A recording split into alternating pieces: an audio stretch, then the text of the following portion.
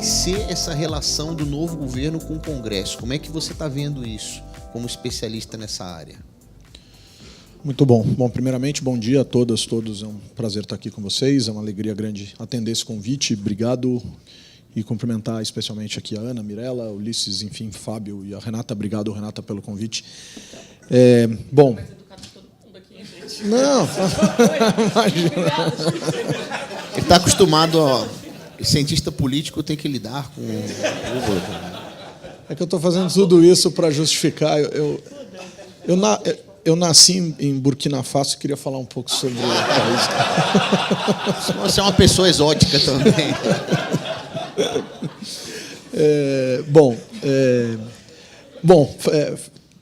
Tentando responder a sua pergunta de uma maneira, primeiro, muito clara. Assim, eu vou justificar isso. No meu controlinho ali, eu apertei o número 2.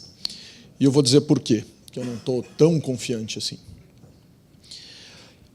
Existe uma lógica política no Brasil que as pessoas, por vezes, deixam de considerar por estarem com pressa de fazerem suas análises em universos ligados, sobretudo, aos negócios, porque o universo dos negócios é um universo rápido. A política não é um universo rápido. E quando a política é um universo rápido, é porque existe algum acerto muito claro e muito bem definido. O que o governo Bolsonaro pretende fazer, ou demonstra que pretende fazer, e essa é a grande dúvida, se ele está de fato fazendo isso, ou se ele só está dizendo que está fazendo isso, é reorganizar a lógica de governabilidade no Brasil. E eu não sei se será melhor e não sei se será pior. Né? A gente vai precisar esperar um pouco para sentir isso, como vai acontecer. Mas, de fato, parece existir uma mudança. E a mudança caminha no seguinte sentido, e a gente precisa considerar isso de forma muito clara. E eu vou tentar ser rápido no histórico que eu vou fazer aqui. Há 30 anos atrás, em 1988, um cientista político que hoje é comentarista de meio ambiente da CBN já há bastante tempo, né, que é o Sérgio Abranches, ele cravou o termo presidencialismo de coalizão, para tentar explicar como o Brasil seria governado. Portanto, um partido de um presidente não conseguiria, por uma série de características institucionais, formar maioria suficiente para governar com sua agenda dentro do Congresso Nacional, o partido, não a coligação, e ele teria que fazer uma coalizão, porque o partido não conseguiria e tampouco a coligação conseguiria montar uma maioria confortável dentro do Congresso para aprovação de reformas, por exemplo, constitucionais que exigem maiorias qualificadas e coisas desse tipo. A partir desse instante, o que se convencionou a acreditar no começo dos anos 90 é que o Brasil seria um país ingovernável, porque os partidos políticos não teriam estímulo nenhum para atender à agenda do Poder Executivo. No fim dos anos 90, começo dos anos 2000, ficou provado por uma dupla de cientistas políticos chamado Fernando Limonge e Argelina Figueiredo que existia, sim, uma coordenação muito expressiva dos partidos políticos dentro do grande parlamento brasileiro, que é a Câmara dos Deputados. Então, que os partidos votavam de maneira coesa e que essa coesão se dava em torno da posição do líder do partido, que normalmente estava alinhada à posição do líder do governo, se esse político fosse do governo, se esse partido fosse um partido governista ou do governo. E a gente veio atravessando os últimos 16 anos, 17 anos, enfim, acreditando, então, que os partidos coesos respeitam as lideranças dos governos e os seus líderes. E a grande pergunta, a partir de então, foi quanto custa, então, governar? Qual é o preço dessa governabilidade dada na capacidade extraordinária de o Executivo fazer valer a sua agenda perante o Poder Legislativo, organizado em partidos políticos, que é algo, inclusive, que com o qual a sociedade não quer dialogar e não acredita. E aqui está o grande ponto, quer dizer, por mais que o eleitor não tenha uma afeição muito expressiva pelos partidos, estas organizações funcionam e têm muito poder dentro do universo político. Muito poder. Acreditem nisso a todo instante. Os partidos têm muito poder. Gostemos ou não gostemos deles. E aí vem a grande questão. O preço desta tal governabilidade, ele pode ser dividido predominantemente em 3 grandes questões. Ele é legal, ele é imoral e ele é ilícito. E você tem exemplos nessas 3 coisas. Distribuir ministério, ofertar cargo, é, em qualquer lugar do mundo, algo esperado. liberar emenda, escolher as pessoas... Isso não está acontecendo muito, né? Essa distribuição... Não, então, e é exatamente o que eu quero chegar. Né? Quer dizer, então, essa distribuição é esperada e é legal.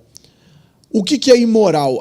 Trocar a liberação de emenda por votação sim ou não, aí o deputado é mais convicto do que responsável, e na convicção dele a execução é mais importante do que pensar, então eu nem leio o projeto para votar. E é assim que tem acontecido, e muitos parlamentos no mundo são assim. E o que é ilícito? Mesadas, mensalões, gratificações e coisas desse tipo que acontecem nos planos municipais, nos planos estaduais e no plano federal há muitos anos nesse país, infelizmente.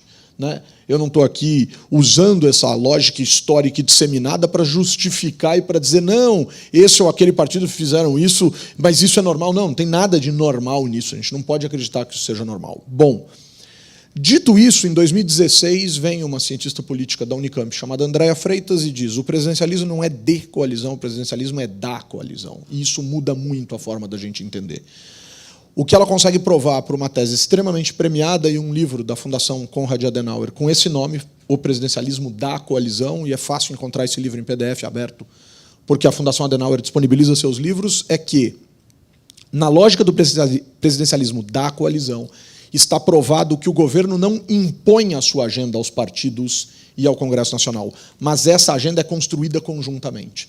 E ela prova que parte expressiva das emendas que são apresentadas aos projetos do Poder Executivo, que versam sobre aspectos dessa agenda, não são os tais jabutis, né, as coisas estranhas. O governo manda uma medida provisória falando de, sei lá, de alguma coisa X e o cara coloca lá uma coisa Y, o shopping do parlamento, enfim, a coisa YZ. Não, não é isso. Ela pega todas as emendas que versam sobre aquilo que o Executivo queria tratar com o Congresso, e o Congresso, por meio dos partidos aliados, emendam demais, e essas emendas têm muito êxito. Portanto, o presidencialismo não é de, mas da coalizão, porque a coalizão governaria o Brasil. Ponto. E a gente chega nesse presente momento. A coalizão governa o Brasil. Os partidos políticos, de uma certa forma, entregam para o presidente aquilo que o presidente precisa, constroem juntos as políticas públicas e as agendas, e o presidente paga esses partidos com aquilo que os partidos esperam receber. Não é isso que se avizinha com o governo Bolsonaro. E é por isso que eu não sou otimista em relação ao próximo ano no que diz respeito à aceleração de votações e conquistas dentro do Congresso, porque a gente vai ter que ver se um novo formato dá certo. O governo Bolsonaro está dividido predominantemente em 5 grandes áreas: uma área econômica liberal com o Paulo Guedes, uma área política com a figura do Onyx Lorenzoni, que por si só já é extremamente polêmica, já é difícil aceitar e acreditar que esse sujeito aqui seja condizente com o discurso de campanha, porque é um criminoso confesso. Ele confessou ter recebido o Caixa 2 numa entrevista numa rádio gaúcha, alguns anos atrás. Nós temos uma central de justiça / combate ao crime organizado, com uma figura que se tornou heróica para uma parcela da população, mas que tem dado algumas declarações de defesa a algumas pessoas que aparentemente cometeram ilícitos. As declarações dele em relação ao Flávio Bolsonaro e ao Onyx Lorenzoni não combinam com as declarações e com as suas atitudes ou com aquilo que a sociedade espera dele. Se é que pode-se esperar alguma coisa de um ministro da Justiça, e essa é uma questão importante da gente entender. A quarta questão é uma questão militar, e é óbvio que o Bolsonaro teria ministros militares, então tem algumas pessoas assombradas: ele está nomeando militares. Mas o que você esperava que ele nomeasse? É mais do que esperado, não tem nenhum... não tem nada de estranho nisso, e é razoável, e tem muitos militares nesse país extremamente bem formados. A questão, obviamente, é saber se fez boas ou más escolhas, mas aí eu acho que a gente tem que ter um pouco de paciência, um pouco de respeito com essas escolhas.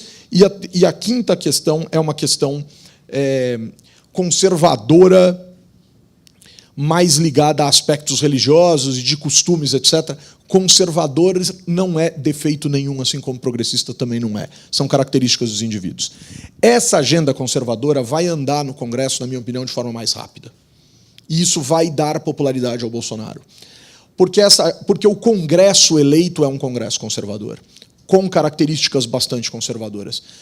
E aí a gente vai retroceder em algumas agendas, principalmente em agendas ligadas ao ativismo do cidadão no controle da criminalidade. Tem gente que gosta disso, tem gente que não gosta, mas isso vai caminhar. Questões de defesa de minorias, aspectos ligados aos direitos das mulheres, isso tudo vai retroceder. né? Isso tudo, muito provavelmente, vai andar na contramão daquilo que andou até agora, goste ou não goste da ideia, e, de novo, são características, né? Então, vamos interpretar dessa forma. A outra agenda muito importante é a agenda econômica liberal. E é essa aqui que eu tenho dúvidas que caminhe por conta da forma como a coalizão está sendo construída.